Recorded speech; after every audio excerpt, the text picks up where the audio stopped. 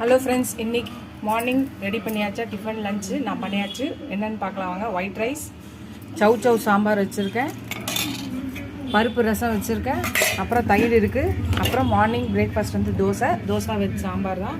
அப்புறம் சேப்பங்கிழங்கு ஃப்ரை பண்ணியிருக்கேன், பாக்ஸ் கட்டியாச்சு. சாம்பார், சேப்பங்கிழங்கு பொரியல். இதுதான் இன்றைக்கி எங்கள் வீட்டோட லஞ்ச் மெனு.